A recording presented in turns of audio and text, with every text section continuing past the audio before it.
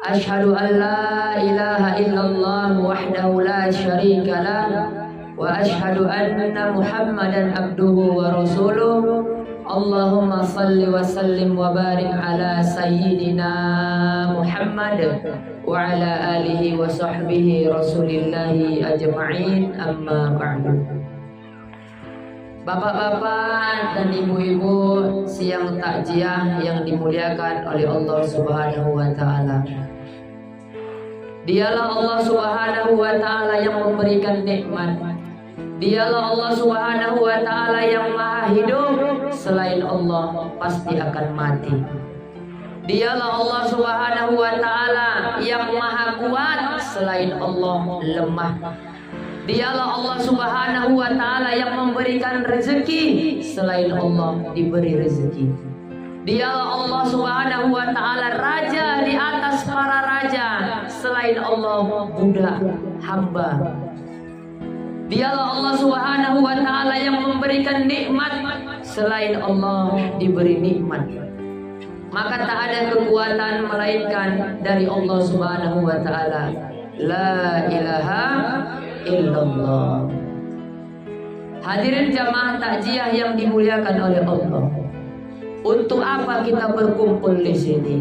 Apakah untuk makan-makan saja? Apakah untuk minum teh saja? Untuk apa kita kumpul di sini? Kita kumpul di sini yaitu untuk melihat, untuk mencurahkan rasa peduli kita sesama muslim, sesama agama Islam yang bersaudara dari kalimat la ilaha illallah. Kata Nabi, qulu la ilaha illallah tuflihu. Katakan la ilaha illallah, maka engkau akan berjaya. Kalau datang hanya untuk makan, di rumah kita pun bisa makan. Kalau datang hanya untuk minum, di warung pun bisa minum.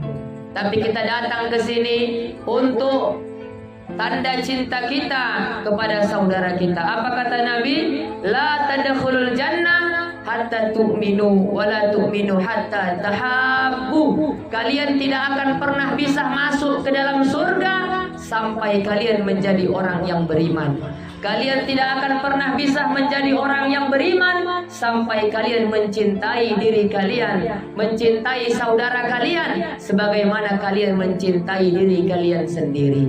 Apa maksud ini hadis? Maksudnya adalah ketika saudara kita tertimpa musibah, kita ikut berbelasungkawa. Ketika saudara kita kena masalah, kita ikut juga sedih. Ketika saudara kita mendapatkan cobaan ujian dari Allah, kita juga merasakannya. Seandainya kita yang diberikan ujian dan cobaan itu oleh Allah, pasti kita pun akan sedih. Begitulah maka kita hadir di sini. Apa yang kedua fadilahnya, keutamaan kita hadir di sini? Yang pertama tadi kecintaan kita kepada saudara muslim. Itulah yang dikatakan Nabi bahwa kita menjadi orang yang beriman kalau kita cinta kepada saudara muslim. Yang kedua, Nabi katakan, yang kedua kita duduk di sini ialah ma min muslimain yaltaqiyani wa yatasafahani. Yang kedua ialah untuk menyambung tali silaturahmi, untuk mempererat tali silaturahmi. Maka bapak-bapak jangan malas untuk takziah. Rajinlah. Mungkin hari ini kita yang datang ke tempat saudara kita yang telah tiada, yang telah dipanggil oleh Allah. Tapi mungkin esok atau bahkan nanti malam atau bahkan lusa mungkin kita yang akan didatangi oleh saudara kita. Jadi jangan pernah malas.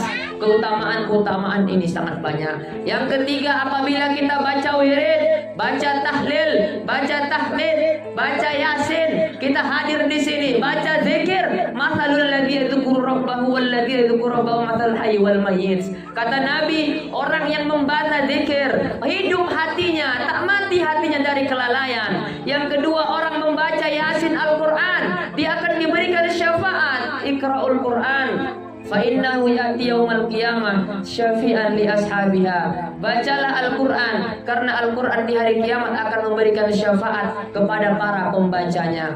Jadi hadirin yang mulia, kita di sini membaca Al-Qur'an malam pertama ataupun malam kedua. Kita baca maka di situ kita mendapatkan syafaat dari Al-Quran. Banyak lagi keutamaan kita hadir di sini, banyak lagi keutamaan kita duduk di sini. Maka jangan malas kita untuk takziah, jangan malas untuk silaturahmi. La yadkhulul jannah qati'un, tidak akan masuk surga orang yang memutuskan tali silaturahmi. Ya Rasulullah, in shoma wa sholat, walaupun dia orang sholat, walaupun dia rajin sholat, rajin puasa, apakah dia tak masuk surga ya Rasul? Qala in shoma wa sholat, kata Rasul, walaupun dia puasa sampai kurus, sampai tinggal tulang, walaupun dia sholat sampai patah dia punya kaki, kalau dia putuskan tali silaturahmi, kata Nabi, dia tak akan pernah bisa masuk ke dalam surga dan tak akan menginjakkan kakinya ke dalam surga. Mudah-mudahan kita yang di sini bukan hanya berkumpul di sini, tapi berkumpul juga di surga. Amin. Bukan hanya makan-makan di sini, tapi kita makan-makan juga di surga. Amin. Kita di sini bukan hanya minum-minum, tapi bukan hanya minum di sini saja, tapi minum juga di surga nanti Allah Subhanahu wa taala. Amin. Mudah-mudahan kita yang kumpul di sini dipertemukan Allah di surganya Allah Subhanahu wa taala. Amin ya rabbal alamin. Hadirin jamaah yang dimuliakan oleh Allah Subhanahu wa taala, untuk tumpuan musibah atau untuk ahlul bait yang ditimpa musibah, hanya pertama yang kita berpesan apa? Seandainya kita di posisi yang tumpuan musibah atau terkena musibah, pastilah kita sedih. Apa kata Allah? Alladzina idza asabathum musibah qalu inna lillahi wa inna ilaihi raji'un. Dalam tafsir dikatakan bahwa orang yang tertimpa musibah membaca inna lillahi wa inna ilaihi raji'un, dia ridho kepada musibah itu, dia ikhlas kepada musibah itu, maka setiap kata-kata yang keluar dari mulutnya Allah catat pahala baginya, bahkan malaikat mengampunkan segala dosa-dosanya, memohonkan ampun segala dosa-dosanya. Ya Allah, ampuni dosa si fulan karena dia tertimpa musibah, dia telah membaca inna lillahi wa inna ilaihi raji'un.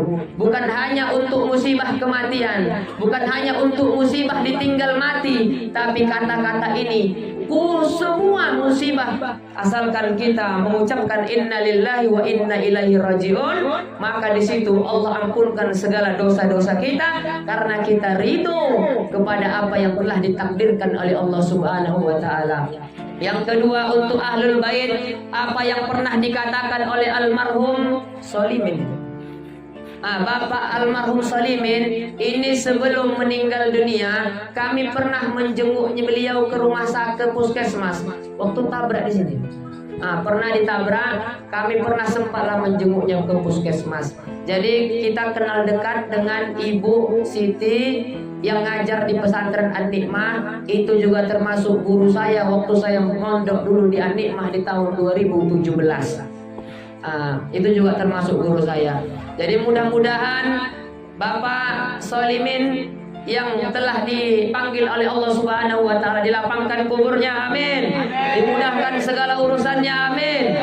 Mudah-mudahan dimasukkan ke dalam golongan-golongan orang yang saleh, amin.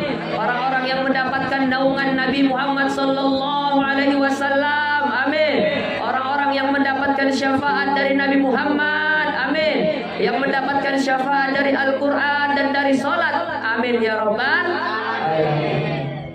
Untuk itu, untuk tumpuan keluarga atau ahlul bait, apa yang pernah disampaikan oleh ayahanda kita atau bapak kita Solimin, diamalkanlah. Orangnya telah tiada, tapi perkataannya masih ada, masih terngiang sampai hari ini kepada kita, keluarganya atau anaknya.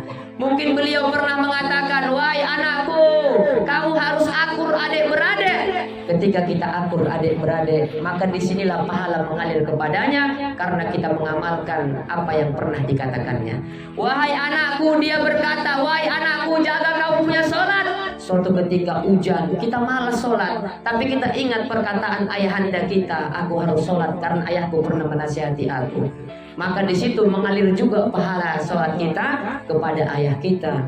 Ketika yang ketiga, wahai anakku, baik-baik kau sama tetangga, baik-baik kau sama orang, sama saudara kau tolong kalau saudaramu lagi susah. Pernah almarhum mengatakan ini, kita amalkan.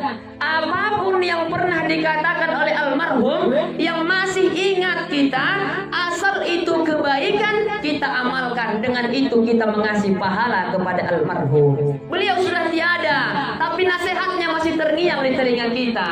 Beliau telah tiada, tapi pembicaraannya, suaranya masih jelas membisik di telinga kita. Maka amalkan semua apa yang pernah dikatakan oleh almarhum. Selagi itu baik, insya Allah kita menjadi anak yang berbakti dan keluarga yang membantu beliau di akhirat nanti. Amin ya rabbal alamin. Yang kedua kata Nabi, idza mata al-insan inqata'a amaluhu illa min thalathatin, sadaqatin jariyatin aw ilmin yuntafa'u bihi, aw waladin shalihin yad'u lahu. Yang pertama kata Nabi, ketika orang meninggal maka 3 perkara yang bisa menolongnya di akhirat, 3 perkara yang bisa mengalirkan pahalanya di akhirat. Yang pertama, idza mata al-insan inqata'a amaluhu illa min thalathatin, sadaqatin jariyatin. Yang pertama adalah sedekah jariyah. Sedekah jariyah. Jadi mudah-mudahan apa yang dihidangkan di hadapan kita ini menjadi amal jariyah bagi almarhum Pak Solimin. Amin. Menjadi amal jariyah dan menjadi penerang kubur beliau, menjadi tempat-tempat yang mudah dan tempat-tempat yang nyaman di kuburnya, dan bisa melewati jembatan Siratul Mustaqim dengan lancar dan aman. Amin ya rabbal alamin. Ini sedekah jariyah. Jadi kalau kita rindu sama ayah kita ini, rindu sama atau kita ini, mungkin ada yang udah apanya, atau rindu sama abang anda kita ini, sama orang tua kita ini, sedekah kita. Kalau kita rindu kepada orang hidup, kunjungi rumahnya, datangi, assalamualaikum, aku rindu. Tapi kalau kepada orang yang meninggal kita rindu, maka kasihlah dia sedekah. Panggil orang-orang anak yatim, panggil orang-orang yang menurut kita yang mampu, yang bisa, yang berhak menerima sedekah. Ini karena bisa kita bilang, ini ada sedikit makanan atau sedikit uang, aku rindu kepada ayahku. Doakan ayahku agar selamat di sana. Sampai kepada dia, senang kepada dia. Daripada kita misalnya lah, kita hanya untuk poya-poya, untuk apa? Jadi kalau kita rindu kepada orang yang sudah tiada, maka sedekah. Yang kedua adalah idza mata al-insan inqata'a amaluhu illa min thalathatin, sadaqatin jariyatin aw ilmin yuntafa'u bihi. Yang kedua adalah ilmu yang mengalir terus. Apa itu ilmu yang mengalir? Mungkin beliau pernah mengajarkan kita sholat, mungkin beliau pernah mengajari kita mengaji, mungkin beliau pernah mengajari kita membaca Al-Fatihah, mungkin beliau pernah mengajari kita hal-hal yang baik. Ini kita amalkan. Maka dengan ini ilmu beliau mengalir di dalam darah kita. Ketika kita mengamalkan, dulu pernah diajarinya kita alif bata, dulu pernah diajarinya kita ngomong supaya sopan santun, dulu pernah diajarinya kita supaya beradab, maka amalkan ini, otomatis beliau mendapatkan pahala yang banyak di akhiratnya nanti. Yang ketiga adalah sadaqatin jariyatin aw ilmin yuntafa'u bihi aw waladin shalihin yad'u lahu. Yang ketiga, anak yang soleh atau soleha. Mungkin beliau punya anak, mungkin beliau punya cucu, ataupun cucu dari adik mamanya atau dari adik ayahnya, itu cucu juga sama saja. Seandainya ada anaknya di pesantren, cucunya di pesantren, atau saudaranya yang lain di pesantren, kita datang ke pesantren, kita bilang kepadanya, wahai anakku, wahai keponakanku, doakanlah dulu almarhum atau kita Solimin, mudah-mudahan nanti beliau ini diberkahi di akhirat nanti. Kita doakan.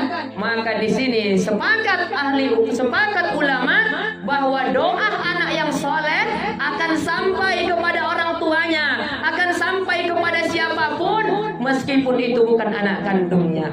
Walaupun kita misalnya di sini punya anak angkat, kita sekolahkan ke pondok pesantren, maka ketika kita meninggal, walaupun dia tak mendoakan kita, tetap mengalir pahalanya. Karena apa?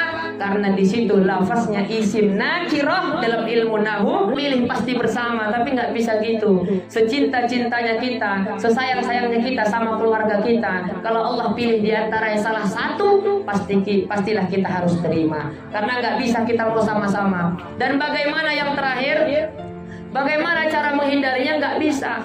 Dan bagaimana ketika nanti sudah orang itu telah tiada, barulah kita merasakannya sangatlah sakit. Isma syi'ta fa innaka mayyit, wa ahbib man syi'ta fa innaka mufariqu, wa amal ma syi'ta fa innaka majziyun bi. Ketika orang yang kita sayangi telah tiada, disitulah kita baru merasakan ternyata hampa dunia ini tanpanya. Apalagi itu adalah orang tua kita,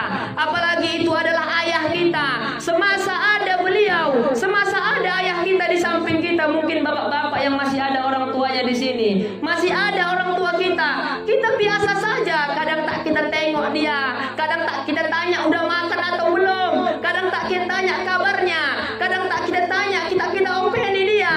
Tapi ternyata setelah dia tiada, baru kita merasakan masa-masa kecil kita ingat kembali bahwa dulu aku adalah anak kecil yang disayanginya, yang digendongnya, yang malam dijadikannya siang. Tak kenal lelah dia banting keringat, capek dia. Ketika orang itu telah tiada, baru teringat kepada kita bahwa perjuangannya sangat besar. Ketika orang itu telah tiada, baru sakit hati kita, baru rindu kita, baru menyesal kita. Tapi pas dia ada, kita masih biasa-biasa saja. Maka jangan pernah sia-siakan orang yang kita sayangi dan orang yang menyayangi kita. Karena hal yang paling menyakitkan di dunia ini adalah ditinggalkan oleh orang yang banyak berkorban kepada kita. Orang yang banyak berkorban kepada kita, orang yang banyak berjuang untuk kita. Itulah hal yang paling sakit di dunia ini. Ketika mereka luar meninggalkan kita, kita akan merasakan kehampaan dunia ini. Seketika kita ingin kembali ke masa dulu, ke masa kecil, ke masa kanak-kanak, tapi tak mungkin rasanya itu kembali. Tapi perlu hal yang harus kita ketahui, bahwa kita masih bisa bertemu kepada beliau yang telah mendahului kita, yaitu di surganya Allah Subhanahu wa ta'ala. Mudah-mudahan kita malam ini diberikan istiqamah oleh Allah Subhanahu wa ta'ala dan dijadikan oleh hamba Allah yang mendapatkan syafaat dari Nabi Muhammad sallallahu alaihi wasallam. Dan mudah-mudahan Bapak yang hadir di sini tak sia-sia mendapatkan